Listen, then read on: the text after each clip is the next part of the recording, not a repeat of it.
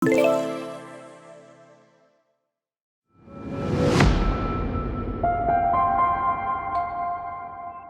подкастын анхны дугаар үзэгч та бүхэнд хүрэхэд бэлэн болоод байна. Бид энэхүү подкастаараа Монголын уламжлалт ангаах ухааны талаарх сонирхолтой мэдлэг мэдээллийг хүргэхийг зорж байгаа билээ.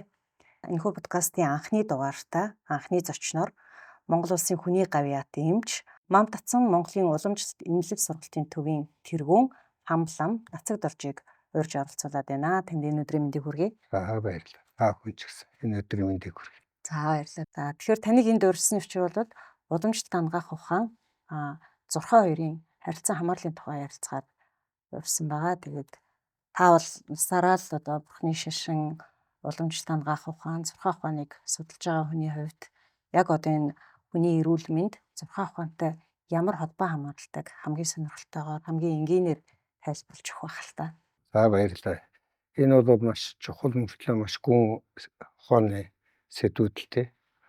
Тэгэхээр би өөрийнхөө мэдлэгийн хэмжээнд бас товчхон таны сая хэлсэн ойлгомжтой талаас нь тайлбарлахыг бодъё.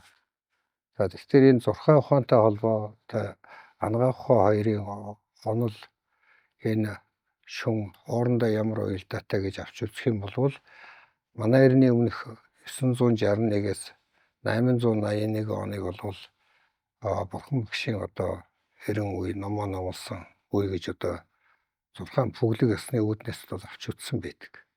Тэгэхээр тэр үеэс бол бурхан багш бол намтарт байгаа шүү дээ. Бурхан багш бол номын хүрдийг одоо 3 удаа эргүүлсэн гэдэг. Тэгээ сүүлийнх нь одоо номын хүрдэнд дүүнхрийн ёс буюу одоо цагийн хүрдний номоо номлохдоо энд бол гадаад сав ертөнц болоод дотоод шинэ амьтдын уялдаа холбоо нийтлэлээр бол ингэж авч үзсэн байдаг. Тэгэхээр энэ ухаан яаж ийнө вөхтөр гадаад одоо бидний байгаль дэлхийн ертөнц бол 5 махбодны хуультай юм аа. Энэ бол хөдлөшгүй одоо ертөнцийн жам ёсны ийм хууль байгаа. Гэтэл одоо энэ сав ертөнцийн дотор амьдарч байгаа амьд организмууд хүн тэргүүтээ энэ амьд организм бүгд бас 5 махбодны хуультай гэж одоо бурхан багшийн ном болоод энэ ангаах ухаан, зурхаа ухаануудад бүх номнуудад одоо айлцсан байдаг. Тэгэхээр энэ хоёр дээр одоо 5 махбодны хуулиар бол хамгийн эхэлж одоо холбогдож байгаа гэж одоо хэлж болно. За энэ хоёр хоорондоо холбогдоод ирэхээр аливаа нэгэн юмс үзэгдэл бол бүх одоо материалыг энэ зүйлс бол үүсэж бий болдог, за оршдог, за тэгээд эвдэрдэг ийм жамтай. Тийм учраас гадаад сав ертөнцийн энэ 5 махбодны хуулинд өөрсдийнх нь мөн чанарт нь бэлэг чанарууд нь өөрчлөлт орох юм бол шимт амьтдаа бол бас нөлөөгөө сөргөөр одоо үзүүлэх. Хэрвээ гадаад ертөнцийн 5 махбод болоод хүмүүний биед одоо байгаа 5 махбод энэ тэнцвэртэй оршилж явах юм бол энэ нь бол амар амгалантай бөгөөд одоо урт насаж эрүүл байна гэж одоо үздэг. Тэгэхээр энэ хоёр бол гарцаагүй хоорондоо холбоотой.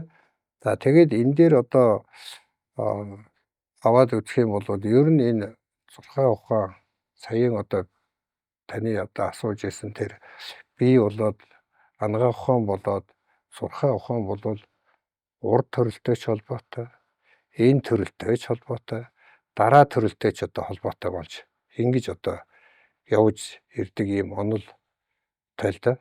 Тэгэхээр энийг бол нарийн судлах юм бол энэ гарцаагүй үнэнд одоо хүрдэг. Тийм учраас энэ өнгөрсөн зуунуудын эрдэмтэн мэргэд гадаад дотоодын олон эрдэмтэн мэргэд энэ чиглэлийг бол хөдлөшгүй үнэн байна гэж судалж энэ талаар маш олон одоо сурах хүчиг номуудыг одоо ингээд зохиосон байдаг л да.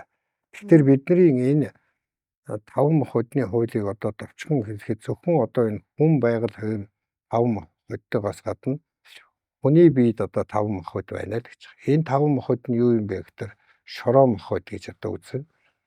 За тэгээ шороо махбод тэрний дараа бол уцан махбод, гал махбод, хий махбод, огторгуй 5 махбод гэж одоо ингэж үзэж байгаа. Тэгэхээр хүмүүний энэ саяын хэлсэн 5 махбод бол одон зурхаа ухаантай холбоотой 5 махбод. За нөгөө нэг нь бол одоо хүний эрүүл мэндтэй холбоотой зүйл нь бол хар зурхаан 5 махбод гэж байж байгаа. Тэр нь бол модон махбод, за гал махбод, тэгээ шороо махбод, төмөр махбод, усан махбод гэж одоо авч үзсэн. Энэ нь бол дотоод одоо сул сав эрхтнүүдтэй холбоотой ийм 2 зургаан чиглэлээр авч үзсэн 5 махбодны хууль одоо номнууд л бол бид нар судалдаг. Тэгэхээр энэ хоёрын дунд одоо бид нар нэгэнт эрүүл мэнд одоо 6-2 арга үлгээр бол нэг нэгэндээ ингэж нөлөөлж явдаг ийм одоо жамтай. Тэгэхээр энэ дайлангаа өнгөрсөн үеийн эрдэмтэн мэрэгд болоод экстэдс энэ олон отчмаранбууд энэ хүмүүс Монгол төвдгөө бүгдээрээ энэ анагаах ухааны үздэг хүмүүс энэ 5 махбодны хуулийг маш их судалсан байдаг. Тэгэхдээ энэ 5 махбод нь бол бүр одоо физик, химийн бүхэл одоо утгуунуудыг багтаацсан. Тэгээ атом молекулын төвшөнд одоо авч үзсэн ийм одоо ухаан л да. Тэгэхээр энэ бол хүмүүний амьдрал бол гарцаагүй одоо холбоотой байдаг. За тэрнээс гадна дахиад энэ 5 махбодны хуулийг яриад үзэхдээ бидний одоо нөгөө би одоо 5 махбодтэй байж байна. Тэгвэл бидний одоо ярьдаг намш гэж ярина. Одоо орчин цаг үед энийг бол сүнс гэдэг юм л да тий. Энэ сүнс бол одоо жишээлбэл 5 махбодны хувь тэнд оршин бий байж байгаа. Тэгээд тэн дээр нь бол сэтгэлийн мах бод гэж орж ирээд ийм учраас хүмүүний эрдэнэ хүний биеийг бол 6 мах төгөлдөр эрдэнэ хүмүүний бие гэж одоо авч үздэг. Ингээд ирэхээр яаж ийм нөхдөр энэ түрүүнд хэлсэн би энэ бол өнгөрсөн амьдралтай холбоотой гэхээр тэр намш гэдэг зүйл бол урд одоо бүр гүншийн намш гэж байдаг. Тэр гүншийн намш гэдэг нь бол энэ гариг ертөнцийн амьд организм хизээ үүссэн цагаас л одоо энэ бол бий болсон юм аа. Тийм учраас энэ гүншийн намшаасаа бол дараа чи одоо бидний одоо өнөөдөр амьд байж байгаа биднэрт байж байгаа намш буюу тэр сүнс нь бол урд талаас холбоотой гэхээр урд насны юм бол энэ зурхай эмнэлэг анагаах ухаан ингээд хоорондоо бол бүгд холбогддог. Тийм ч учраас л энэ намшийг тэгээд намш дотор бол тэр 5 махбодоос гадна тэр сэтгэлийн махбод байж байгаа учраас энэ хоёр бол гарцаагүй бие сэтгэл гэдэг хоёр зүйл бол уялдаатай. Тийм учраас Монголын уламжилт анагаах ухаан бол бие бол сэтгэлийг одоо цогт нь одоо судалж авч үзэж ангааж оншилж явдаг ийм том салбар ухаан. Энэ утгаар нь бол бид нар одоо энэ анагаах ухааныг бол маш сайн судлах хэрэгтэй юм байна. Тэрнээс гадна бол ер нь ургамал 5 махбодтой, эрдэс бодис 5 махбодтой, хүмүүний бидний идэж ууж байгаа хоол унданд бол 5 махбодны мөн чанарууд байгаа. За тэгээд тэрнээс гадна одоо бидний одоо уншдаг тарин ном сүсгтэй олон ч гэсэн тарин ном уншиж, тэгээд тарин их унснараа өвчөө эдгэрж идэг нь бол тэр дотор 5 махбодны хувь байгаа. Тийм учраас энэ тарин бол бас хүний эрүүл мэндэд чухал гэдэг нь энэ дээр бас батлагдж гарч ирдэг. Тэгээд энэ мэдээ таринд бол бурхтуудын одоо лагшин зэрлэг таал эрдэм үүсийн тэр их айдас жанлууд бол багтдаг. Ингээд авахтаар бол 5 махбодны хууль бол маш олон юмд бол одоо нөлөөтэй байдаг юм ухаан та. Тэгэхээр одоо энийг илүү сайн ойлгохын тулд зурхаан ухаан гэдэг өөрөө бас юу юм бэ гэж зарим хүмүүст бол эд шид шиг сандаг штэ зурхааг бол. Зарим хүмүүс бол энэ он цагийн тооллын ухаан ч гэж үздэг. Зүгээр таны саяны ярьсан тэр намш сүнстэй холбоод ингээд сонсохоор одоо тэр сүнсний урд болон одоо төрөлдөө үйлдсэн үеийн үрийг нарийнаас нарийн тооцоож гаргаж ирж байгаа тэр ухаан юм болооч гэж бодогдчихлээ юм л да. Тэгэхээр та энэ яг зурхаан ухаан гэдэг өөрөө юу юм гэдэг талаар. Зурхаан ухаан бол энэ байгалийн одоо байгаль ертөнцийн үүсэл, оршин тогтнох, эвдрэх энэ гуравтай холбоотой ухааныг судалсан асар өндөр тоон математикийн ухаан, тооцооллын ухаан байдаг. Нөгөө нэг талаараа бол тэгвэл энэ гариг эрхсүүдийн нөхцөлд амьдарч байгаа амьд организмуудын бас энэ тэр өөрийнхөө төрөл авсан ертөнцтэй ямар холбоотой байна гэдэг дээр бол маш чухал асуудал. Тухайлбал бид бол нар сарны ертөнцид амьдарч байна, тий? Нар сарны ертөнцид амьдарч яхад зурхаан ухаанд бол яаж ийм нөхдөр нар сарны тооцооллуудыг бүгдийг одоо бодож байгаа. Энэ бол одоо шинжлэх ухаанаар батлагдсан. Манай экологийн шинээр авч үзэж байгаа энэ дүүнхэр ёсны зурхаанууд бол ерөөсөө одооны шинжлэх ухаантай яв цав нийлж ингэж явдаг. Энэ тийм учраас бол энэ зурхаан ухаан бол нар сар 28 од, за тэгээд гаригууд, за тэгээд цаг хугацааны бүх тооцооллуудыг одоо хийж явдаг. Тийм учраас энэ зурхаан ухааны тэр онолууд нь хүний бие организмдаар байж байгаа бидний амьдрах хугацааны бүх зүйлүүдийг одоо гаргаж явдаг. Энийг бол нэг мэрэг төлөв гэж үзэхээсээ илүү ер нь асар нарийн тооцооллын математик тооцооллын ийм том ухаан байна. Тийм учраас энэ бол бас нэг гарцаагүй үнний одоо хуультай ухаан байна гэж авч үзэж энийг ойлгох юм бол бид нар бас эрүүл амьдрах ёс суртахуун өөрсөнд биднэрт одоо бий болдог л да. Тэгэхээр энэ 6 тооцоолол ер нь хаа хүрээд зогссон байдığım бол гэдэг ч юм уу. Эсвэл одоо та бол сая хойд насны тооцооллыг хүртэл гаргацсан байна гэж хэлж штэ. Тэгэхээр энэ их сонирхолтой санагдаж байна. Энэ тооцооллыг хэн гаргасан юм бол, хизээ гаргасан юм бол? Хүн төрөлхтөн ямар иргэншлийн үед энэ тооцооллыг гаргаад тэгээ одоо ер нь хэдий хүртэл хэрэглэх юм бол тий? Тэгэхээр бурхан багш манай эртний өмнөх штэ. Одоо 3000 жилийн тэртээ энэ ухааныг бол дүүнхрийн ёсонд айлтжээж тий. Тэгэхээр энээс аваад одоо 3000 жил болсон гэж үзэхэд энэ ухаан өнөөдөр бас л гээгдээчгүй хаягдаачгүй яваалаа. А цаашдаа бол энэ манай энэ галактик ертөнц хэдий сүн устын тэр хүртэл энэ ухаан бол үргэлжлэнэ. Тийм учраас бол хязгааргүйгээс аваад тэгээд дахиад бас төгсгөл нь одоо хязгааргүй рүү тийм удаан хугацаанд одоо бий болох. Тэрнээс гадна бас би түрүү өөрөө асууж байна л да тэр урд насны юм гэдэг. Одоо манайхан мэдж байгаа шүү дээ. Ер нь зурхаан ухаан дотор бол цервлизий гэдэг насны зурхаа гэж зурдаг. Тэр зурхааг зурхтаар энэ хүн урд төрөлдөө яг юу ямар төрлийн байжгаад энэ төрөлдөө хүмүүний төрлийг авсан юм бэ? Одоо энэ цаглбаруудаар ч гэсэн бас байж байгаа шүү дээ. Ийм одон төрсөн, ийм мингэн төрсөн, ийм хүмүүс бол урд төрөлдөө ийм байсан гэдэг томьёолуудын бол хэлсэн л байдаг. Тэгэхдээ цервлизий дээр яадаг юм гэхээр энэ яваа насандаа чи ямар өвчнөр өвдөх юм? Юуг анхаарж явах юм? Тэрнээс гадна хэдий насандаа одоо насны төгсгөл болох вэ? Энтрийн бол маш нарийнаас зурдаг тийм ухаан билээ. Тэ. Энэ бол одоо энэ агуу том ухаан бол голдуу одоо Монгол төвдийн энэ өв соёл дотор л байна. Тэгээд энэ этхийг Непал, Бутан, Сиким гэдэг ингээд тэнд одоо тэрийг үздэг маш олон эрдэмтэн мэргээ судалдаг хүмүүс бол байж л байна л да. Одоо хүний урд төрлүүдийн үүлийн үр, энэ насны үүлийн үрийг байгалийн тэр 5 махбодын илэгдэж дуусах тэр цаг хугацаатай ингээд харьцуулаад гаргаж байгаа тоо гэж ойлгож байна. Тэгээ тоон ухаан. Тэгж тооцоол. Тэгээ тооцоол. Тэр чинь тусгай өгөгдлүүд тавьж байгаа нэгэсний томьёонууд байна шүү дээ. Тэднэр дээрээ тавьж тооцоолж бодож гаргаж байгаа. Тэ. Маш олон юмны хамааралтай авч үзээд тэгээд тэн дээр тооцоолоо зурж байгаа тэгээ гаргаж байгаа. Тэгэхээр тооцооллон бодох хамгийн чухал ухааныг л энэ буддизм бас гаргаж тавьсан байна гэж би бол тэгж бодож явдаг шүү дээ. Тэ.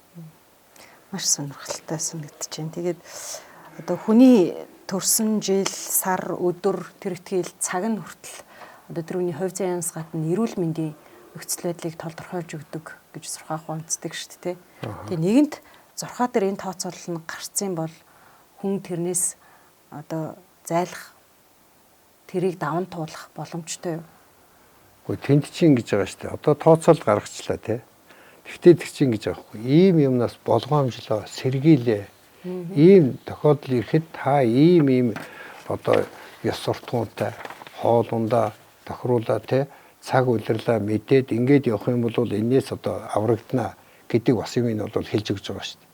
Тэрээс чи тийх ёстой гэдэг тэр чинь сурахад тэгээд орхичж байгаа юм биш. Тийм учраас хамгийн гол нь бол эрүүл мэнд гэдэг бол маш олон талын мэдлэг байж эрүүл амьдрдаг гэдэг л одоо маш чухал. Тийм учраас эрүүл мэндийн талтай холбоотой энэ юмнуудыг энэ шашин гинөө, энэ хэрэггүй гинөө ингээл үзээд байх юм бол эрүүл мэндэд холбоогүй юм гэж ерөөсөө байхгүй. Тийм учраас бид нар бол одоо жишээлбэл ингэж байгаа шүү дээ. Бидний 5 мэдрэхүү гэж ярьж байна те. Харах, үнэрлэх, амтлах гээл те. Сонсох, хөрөлцөхүү гэдэг ингээд 5 мэдрэхүү байна. Тэгэхэд бид нар өнөөдөр тэрийг эдлэл явж байгаа шүү дээ. Бид нар одоо газар шороо махбодны одоо газар шорооны тэр мөн чанардаар бол одоо бид нар өдөржин ингээл гიშгэл амьдрал яваал байна те. Тэр хий махбодны одоо мөн чанаруудын бол агаараар одоо бид нар амьсгалаад явж ил байна те. Тэгэл заримдаа бол одоо нүдэрээ харж байгалыг харж баясах тэрийн сэтгэлийн эрүүл мэндэд тэрийг хавж байгаа байдал маш их нөлөөтэй те. Байгалийн сүрт үзэгдлүүд одоо буруугаар их гарах юм бол хүний эрүүл мэндэд бол гарцаагүй нөлөөтэй гэдгийг л эдгээр баталж хэлээд байгаа юм. Тийм учраас бид нар бол одоо бид нар бол тэгэл ус уухгүй үйл яах вэ те. Тэгэхэд усан махбод одоо бид нар заавалчгүй байгаа шүү. Усан махбодыг одоо бодлоор хүний бие одоо 70-аас 75% хүртэл усан одоо гайл үзэж байгаа шүү дээ. Ус гайл үзэж байгаа те. Тэгээд ирэхдээ энэ бол хөдлөшгүй байгалийн ухааныг л бид нар бас ер нь монголчууд энэний талаар их мэдлэгтэй байсан. Ер нь их мэдлэгтэй байсан. Эрүүл амьдрах ухаан нь шингэсэн байсан. Тийм учраас сүүлийн үед л одоо тэрийг бас оюун ухаан одоо бас өөр олон юм судлаад ирэхдээ тэр нь хаягддаг юм уу тийм л. Гэхдээ би нэг зүйлийг хэлхийг хүсэж байна. Монголчууд бол 1990 оноос хойш энэ уламжилт ангаах ухаан болоод энэ шашин ном энэ өөрийн гэсэн олон мянган жил тээж ирсэн өв соёлоо судалж ингэж байгаа нь бол маш чухал. Цаашлаа ч гэсэн их сайн судлах юм бол одоо тэр бол таа бүхэн маань эрүүл сайхан амьдрах, ямар нэгэн байдлаар урт удаанаас жаргах, амар амгалан гэдгийг эдлэх одоо үндсэн зөв. Бидний үеч гэсэн одоо хөөрхий хэцүү цаг үе байхад биднээс дээшх одоо тэр олон лам хуургууд тэр коммунизмын хэцүү үед энэ шашин номыг аваад яваад ирсэн. Бид нар бас тэрнийхэн дараа үеийнх нь аваад яваад ирсэн. Гэхдээ тийм хэцүү үед хүмүүс ном сурж судлаад болоод байсан юм чинь энэ ардчилсан орон болсон эрхчлөө байгаа үед бол хүмүүс аль болохоор эрүүл мэндэлтэй холбоотой тэр мэдлгүүдийг авч явах юм бол нийгэм ч гэсэн өөрөө амар амгалантай болно. Хүмүүний эрүүл мэндийн асуудал ч гэсэн энэгээр зохицогдно те. Энэ их уялдаа холбоогоо бид нар харин илүү судлах юм байна л гэж одоо ойлгодог шин. Тэгэхээр яг эмчилгээ үйлчилгээ авч болохгүй өдрүүд хүртэл байгаа ш. 6 гаруул тий хануур төөнөр хийлгэж болохгүй, хагалгаа хийлгэж болохгүй, бүр огт эмчилгээ эхэлж болохгүй өдөрч гэж байх шиг тий. Тэгэхээр энэ яг ямар учир шалтгаантай яг 6 талаас нь тайлбарлавал энэ өдрүүдэд хэрвээ энийг зөрчүүл ямар эрсдлүүд, ямар нөлөөллөөр гарч ирдэг юм бэ? Одоо жишээлбэл 28 од байна штэ.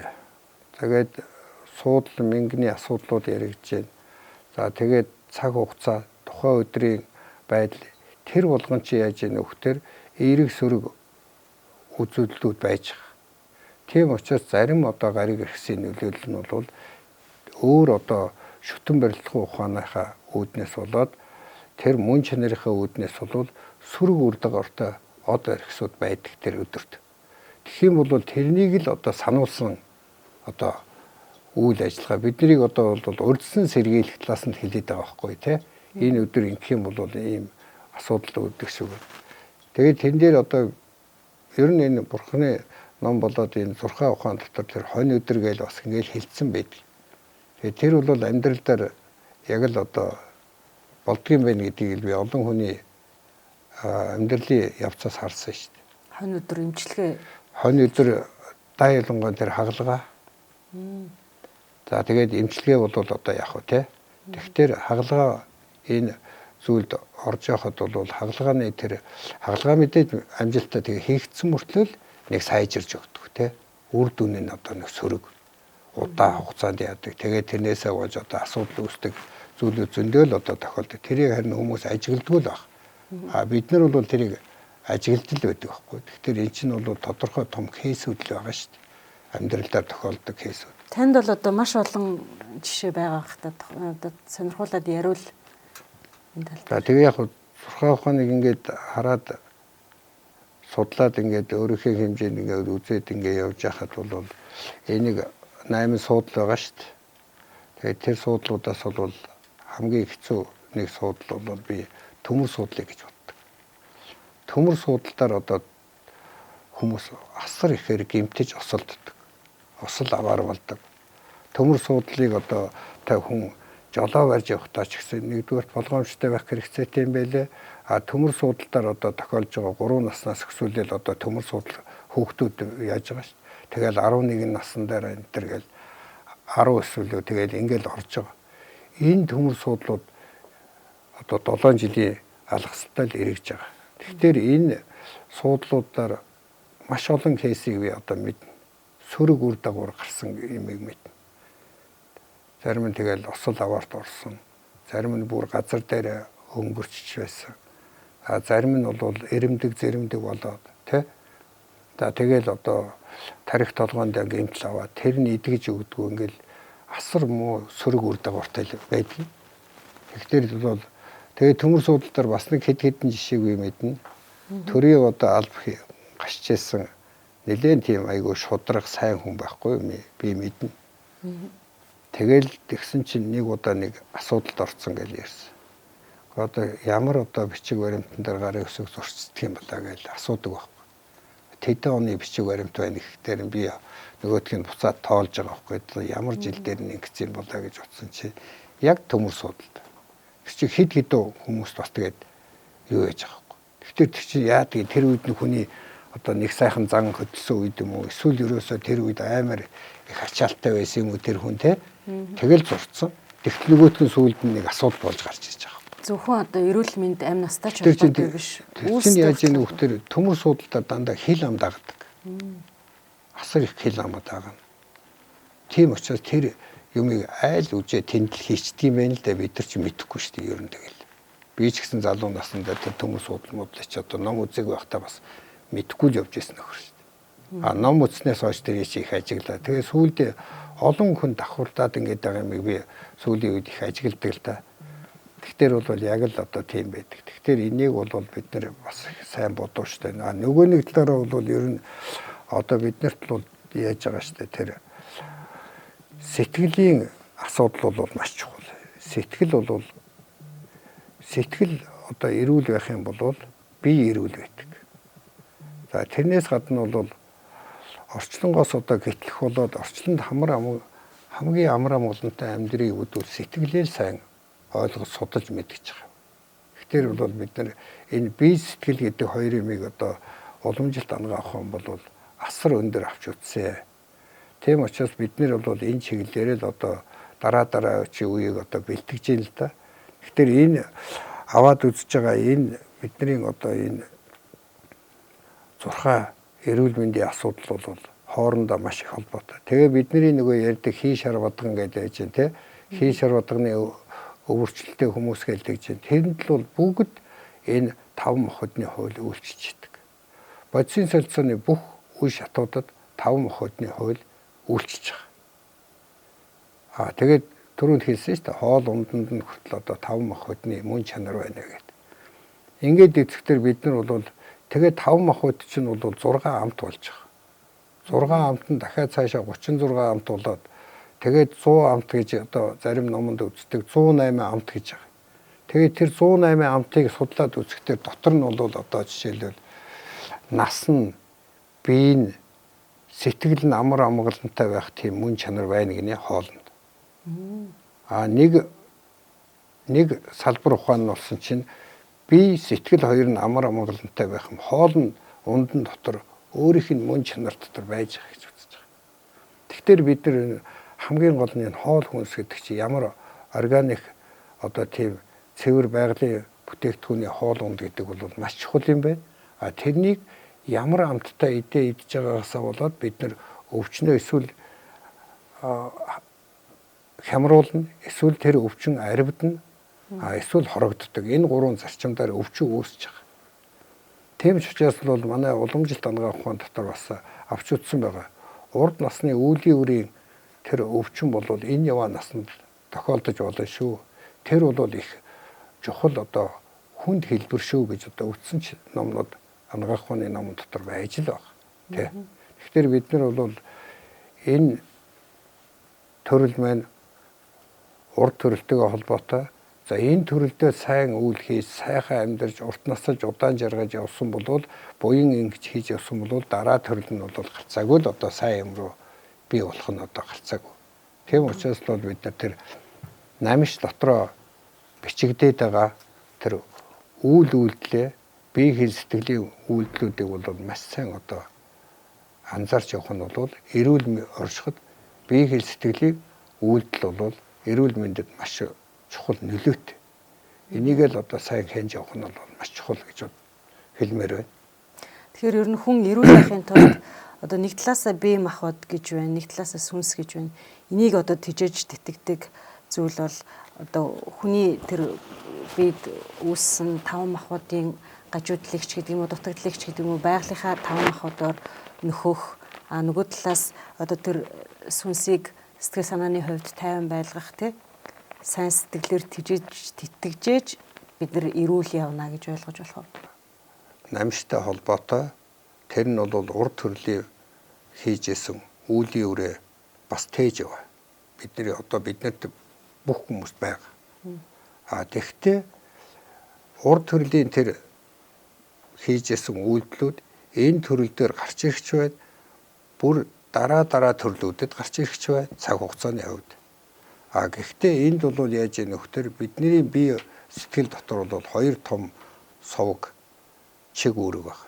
Нэг нь бол яг хөхтөр муу үлийн үр сэрж аривжиж бий болох нэг муу үлийн нэг код биднэрт байгаа.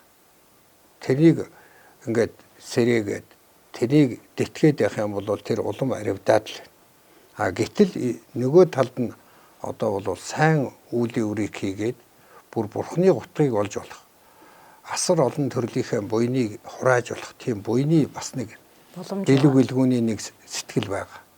Нөгөөд хоёр нь бол див түүтгэрийн муу тал нь бол хоёр түүтгэр тэргүүтэн муу түүтгэрүүдийг одоо агуулсан юм. Тэгэхээр бид нар энэ хоёрыг алийг одоо гоё усалд тордож нөгөө идж байгаа, ууж байгаа сэтгэлийнхээ бүх хөвч тэр эрчим хүчээр одоо яаж сайжруулж явах вэ гэдэг нь буйнаар сайжруулах нь бидний одоо эрх.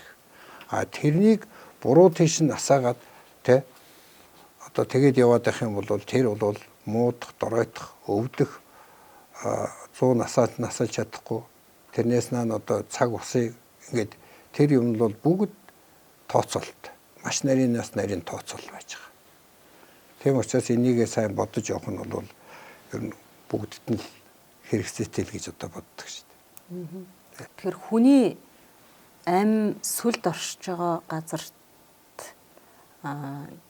хаалгаа хийлгэж болохгүй ч гэдэг юм уу бас нэг тийм зурхаан ухаан яваад идэг шүү дээ. Тэр ямар учиртай? Зулаар жишээ авъя л да тий. Нас гэдэг нь одоо юу гэдгийг? Нас гэдэг нь бол одоо зулыг яхад бид нэг шар тос хийдэг тий. Тэгэхээр тэр шар тос нь бол одоо нас болъё. Гол одоо зулын гол нь болохоор ам болоод тэн дээр дүл гарч байгаа тий. Тэр дүл нь бол одоо сүлд. Тэгэхээр энэ гурав би гуруула байж тэр зул гэдэг юм бий болж байгаа. Яг энэтэй адилхан бидний биеинд энэ гурав байгаа. Тэгэхээр сүлд бол ингээд 30 хоног дотор одоо заавалчгүй шиний нэг нь тийм газарт байрлана, шиний хоёр нь тэр газарт байрлана гэдэг тэр байршлуудын бол тогтооцсон байдаг. Хэрвээ тэгээд шиний 15-30-нд бол бүх биеэр тарна гэж шүү дээ. Энэ тохиолдолд ямар нэгэн тодорхой зөвхөн мэс засал бишээ хүн гэмтэл авах те. Эсвэл унаж бэртэх сөксүүлээд маш одоо сөрөг үрдэг орууд гардаг. Нөгөө нэг талаараа бол бид нар бол бас тэр бие дээр байж байгаа маш их одоо судас, хий, амь насны төвлөрлүүд байна. Тэр судас тэгээд амь нас одоо хийний тэр төвлөрлүүдийн тэр онцууд дээр хэрвээ бас гэмтэл авах уу мэс засал болох эсвэл одоо зохиж гэмтэх юм бол маш их аюултай. Маш их хурдан өвхөлд хүргэж болох. Тийм одоо цэгүүд болоод онцууд байх. Энийг бол уламжилт анагаах ухаан бас маш их авч үзсэн байдаг. Энийг ч гэсэн тэгээд одоо энэ гэмтэл согогтой болсон асуул аваарт орж байгаа хүмүүс гээл ингээл яцгтэр яг л тэр бас нөлөөтэй.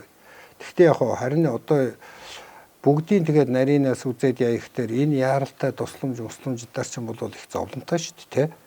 Тэгтэл яг хүмүүс одоо дотроо зүв ягаал эмчнэр ч гэсэн харин сүүлийн үед манай энэ эмчнэр чинь та нэг гайгүй өдөр судраа үзээд хагалгаа хийлгэрэй гэдэг болсон байлээ. Тэр нь бол бас тэр эмчнэрийн бас зөв бодол, зөв сайн буян гэж би бол ойлгодог шүү дээ. Тэгэхээр тэнд хүнд чинь бас нэг яаж байна. Нөгөө нэг талаараа бол ерөөсөө бас энэ 5 махбодны хууль чи яаж ийн өгөхдөр амьд байж хахад бас их нөлөөтэй мөртлөө өгөхөд бас нөлөөтэй. Одоо жишээлбэл бид нар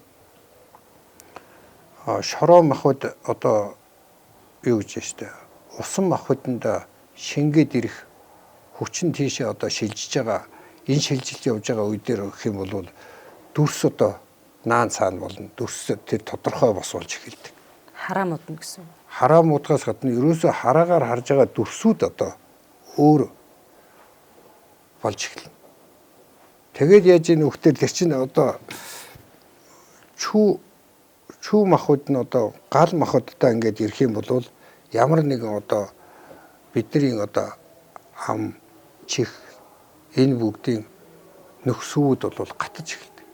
Ер нь бид нар одоо яг л одоо бодиттой өвхөл болох гэж байгаа хүний хажууд ингээ байж хахад бол ам нь аймаар хэцүү хатаал те хамрын нөх мөх нь одоо ингээл харж байгаа л хамрынх нь нөх нь ингээл шамшигаал те ингээд ирж байгаа чинь бол одоо тэр манай уламжлалт анагаах ухааны номонд бас байна. Тэр бол яаж ийн өгөхдөр ерөөсөө өвхлийн ойрын болоод холын гэж хоёр шалтгаан байгаа.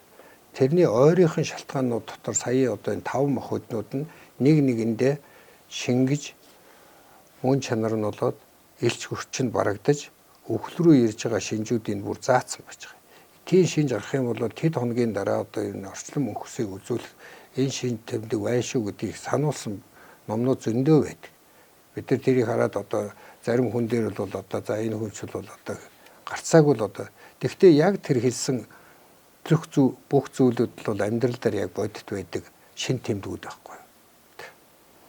Тэгэхээр 6 ухаанд одоо хүний амьдралд өдөр тутам тохиолдож болох тэр эрсдүүдийг маш тодорхой зааж өгсөн байт юм байна гэж ойлголоо. Тэгэхээр заавал лам дээр очихгүйгээр те жил болгон сар болгон өдөр болгон лам дээр очихгүйгээр хүмүүс ер нь яаж одоо яг энэ 6-аг ойлгож өдөр тутмынхаа амьдралд хэрэглэх боломжтой бай та хамгийн энгийн аргаас зааж өгвөл.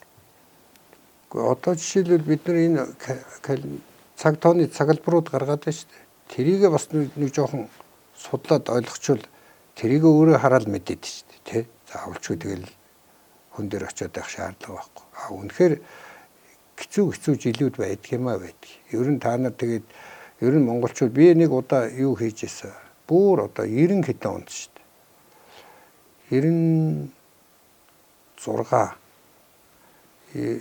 95 онд байна. 95 онд би нэг хүүхэд удирдах байсан. Магистрийн. Тэгээд тэрийг бол яг түрүүний хэлсэн тэр төмөр суудалтаар одоо таарсан хүмүүсийг одоо явуулаа. Тэр хүн өнгөрсөн газрын юмнаас нь бичиг баримтын бас аваад, эмнэлгүүдээр яваад ингээд осол аваар нөгөө замын цагдаа магдаа осол аваар гэмтэл мөвтөр яваад яасан. Тэгэхэд ерөөсөө тэр зүйлүүд бол төмөр суудалтаар бол маш өндөр гарч ирж байна. Давтамжууд. Тэгэхээр энэ бол орчлон ертөнцийн зөвхөн монголчуудад бидний нэг жижигхэн хэмжээний судалгаа шүү дээ. Тэгэхэд замбуулингийн асуудал шүү дээ. Манай энэ 6 бол нийт замбуулын ертөнцийн асуудал. Зөвхөн монголчуудын асуудал биш ээ.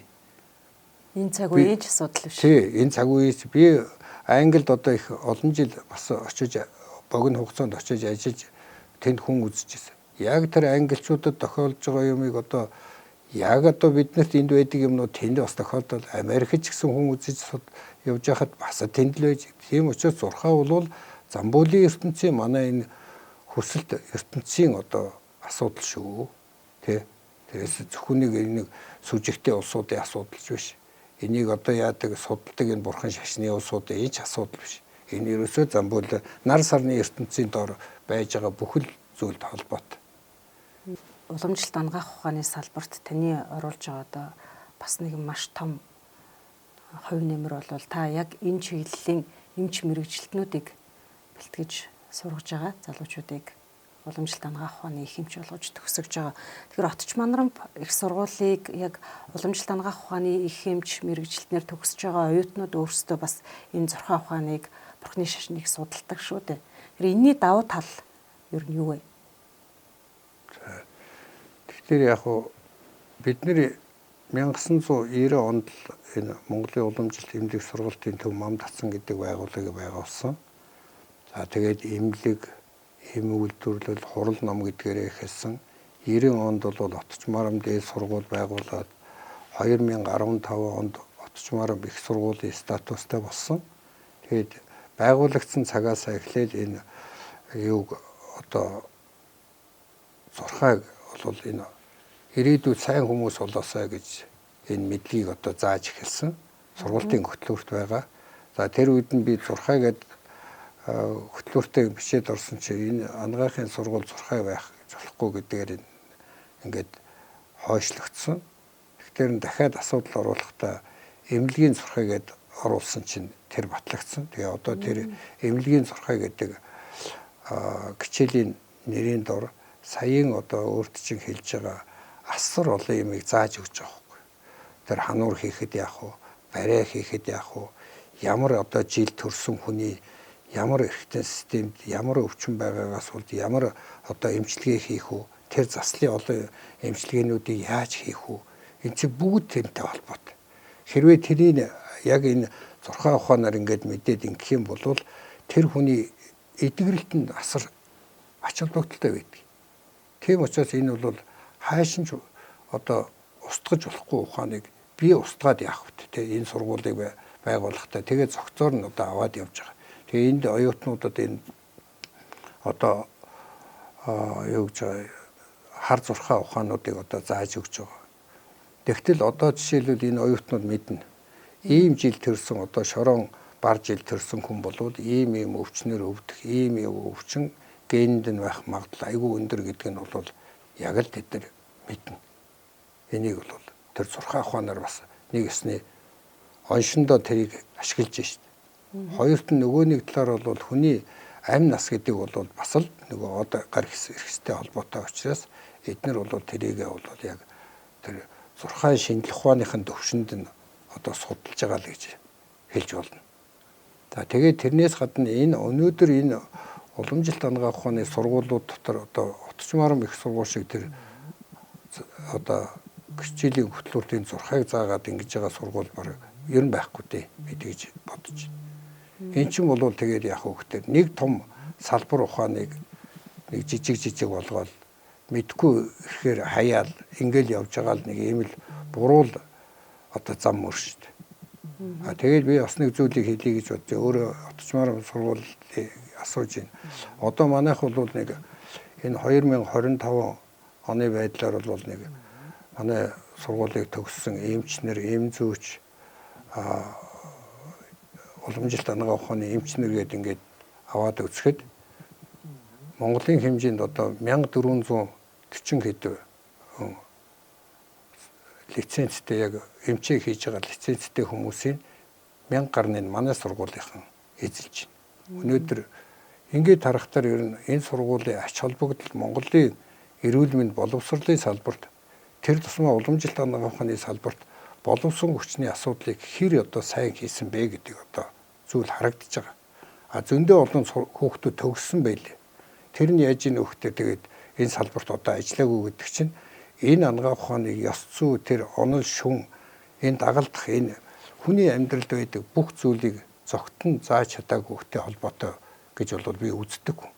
Тийм учраас энэ дээр бол одоо Монголын ард түмэндээ хэлэхэд энэ тэр сайн төгсгсөн хүүхдүүдээ бас ээж аав нь ах дүүс нь бас хайрлаарай.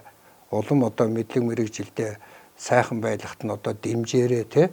Эднэр бол энэ 6 жил сурахтаа бол орчин цагийн ангаах ухаан болоод уламжилт ангаах ухааны огшин болсон хамгийн одоо нандин сургаал онол дадлаг мэдлэгийг энд эзэмссэн. Тийм учраас тэр хүүхдүүд төгссөн оюутнууд байна маш сайн одоо ажиллаж амьдарч байна. Би тэрийг хараад нөгөө багш хүн чинь нэг шавнараараа бахархдаг штэ. Тэгэл одоо сургуульч гэсэн тэр төгсгтөрөө бахархаал ингээл явж ийн л да.